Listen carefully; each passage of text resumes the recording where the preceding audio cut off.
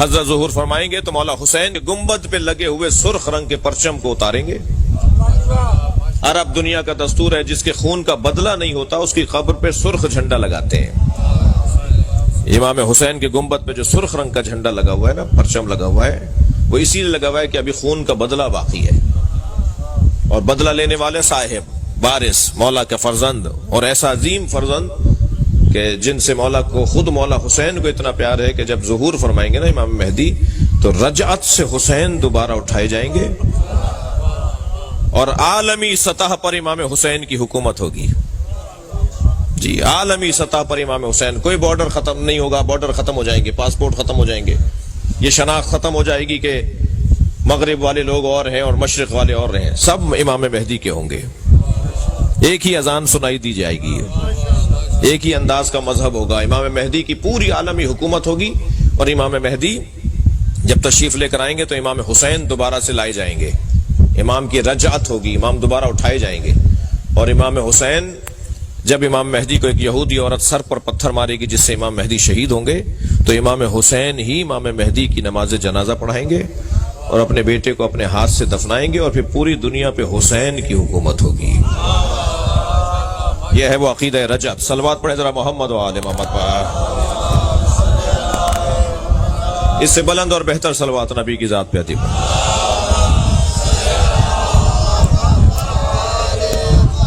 لہذا اب اتنا آئیڈیل دور، اتنا پسندیدہ دور، اتنا بہترین ماحول کہ جب امام حسین کے ہاتھ میں پوری کائنات ہوگی۔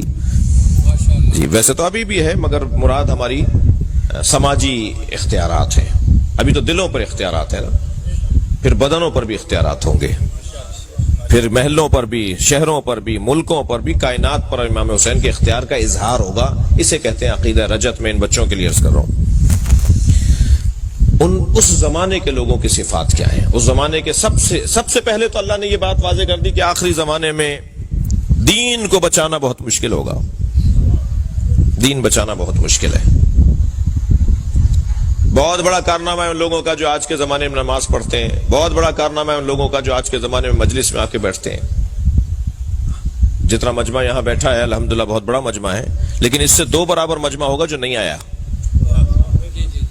جی اس سے 2 برابر مجمع ہوگا جو ان کو پتا ہے کہ مجلس ہو رہی ہے پھر بھی وہ نہیں آیا۔ تو یہ جو آ کے بیٹھا ہے، یہ جو نہیں آیا وہ برابر کیسے ہو سکتے ہیں؟ یہ برابر نہیں ہوں گے نا، یہ جو آ کر بیٹھے ہیں ان کی فضیلت زیادہ ہے نا۔ ایسے ہی جو نماز پڑھنے کے لیے مسجد میں جاتے ہیں، جمعہ پڑھنے کے لیے جاتے ہیں، حج کرنے جاتے ہیں، عبادتیں انجام دیتے ہیں، وہ کیسے برابر ہو جائیں گے ان لوگوں، وہ ان کے برابر کیسے ہو جائیں گے جو یہ سب کچھ نہیں کرتے؟ اللہ کا نہ کسی سے پڑوس ہے، نہ اللہ کی کسی سے رشتہ داری ہے۔ اللہ پڑوس کی بنیاد پر نہیں کرتا، کسی کو مقام نہیں دیتا، نہ رشتہ داری ہے اللہ کی، لم یلد ولم یولد ہے۔ جی اللہ تو محنت اور مشقت اور زحمت اور عبادت اور خلوص اور سچائی کی بنیاد پر عظمتیں دیتا ہے۔ کوئی ضروری نہیں ہے کوئی 5 لاکھ روپے خرچ کرے تو زیادہ معتبر ہو جائے، اور کوئی 5 روپے خرچ کرے تو اس کا اعتبار کچھ نہ رہے۔ اللہ کے یہاں گنا نہیں جاتا، تولا جاتا ہے۔ وہ یہ دیکھتا ہے کون میری خاطر کام کر رہا ہے۔ کیا معلوم وہ ککڑی بیچنے والے کی 2 ککڑیاں جو اس نے کسی عزادار کو کھلائی ہو، وہ کسی کی دیکھ کھلانے سے زیادہ ثواب رکھتی ہو۔ خبردار۔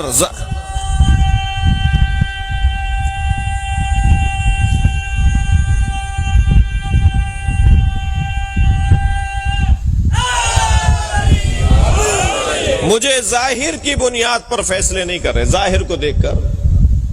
خبردار، ظاہر پر فیصلہ نہیں ہوگا، باطن پر اور خلوص نیت پر فیصلہ ہوگا۔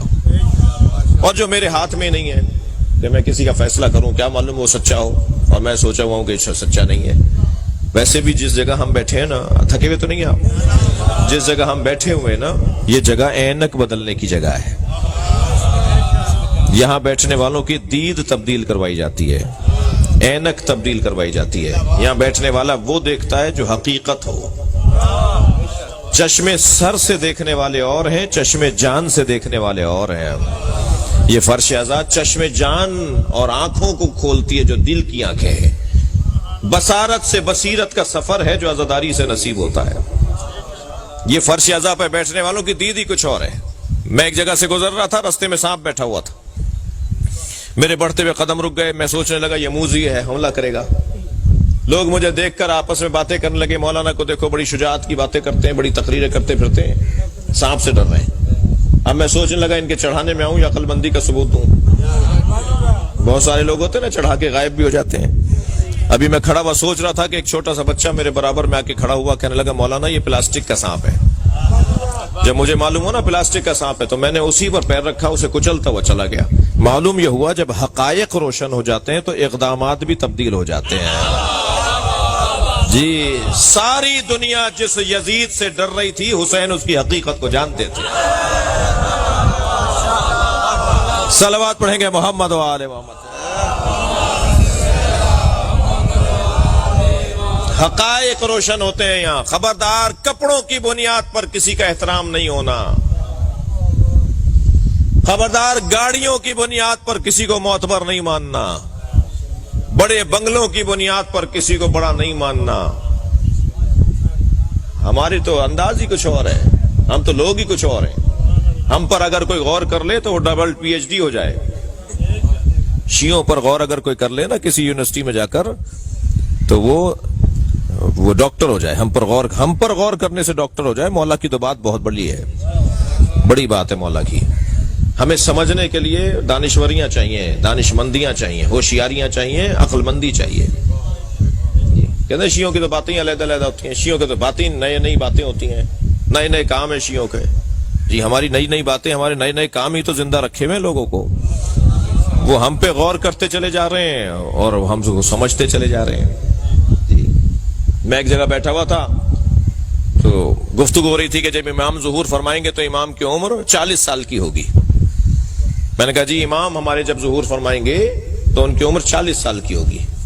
تو وہاں ایک صاحب بیٹھے تھے، کہنے لگے کیا مطلب ہے ابھی ولادت نہیں ہوئی؟ میں نے کہا نہیں، ولادت تو 255 ہجری میں ہو گئی۔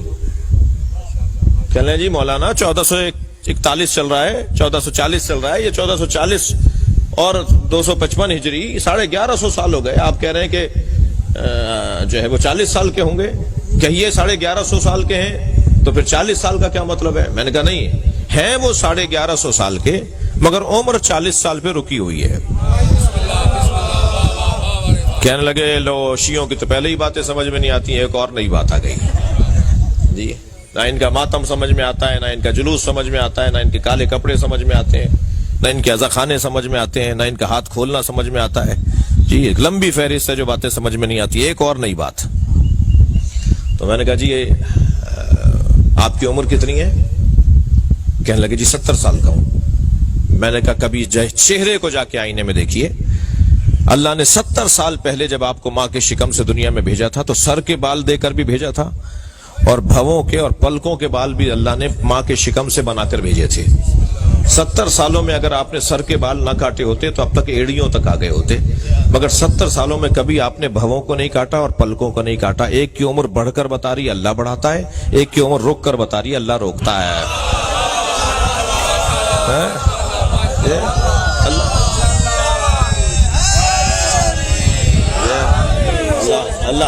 اللہ چاہے تو عمر کو روک دے، اللہ قادر ہے۔ وہ ہمارے امام کو 40 سال کی عمر پر ٹھہرائے ہوئے ہے، جب ظاہر ہوں گے تو 40 سال کی عمر کے ہوں گے، یعنی 40 سال کا جو کیفیت ہوتی ہے وہ ہوگا۔ تو عزیزان گرامی، ہم تو جو یہاں بیٹھنے والے کی میں بات کر رہا تھا کہ دید ہی کچھ اور ہے۔ یہاں بیٹھنے والے کی اینک بدلنی چاہیے۔ بھئی 2 گھنٹے تک اگر کوئی گلاب بیچنے والے کی دکان پہ بیٹھے تو 4 گھنٹے تک اس کے اندر سے گلاب کی خوشبو آتی ہے۔ جو 60 سال سے حسین کر رہا ہو اس میں حسین کی سیرت کی جھلک کیوں نہیں آئے گی؟ اس کے رویے بدلے ہوئے کیوں نہیں ہوں گے؟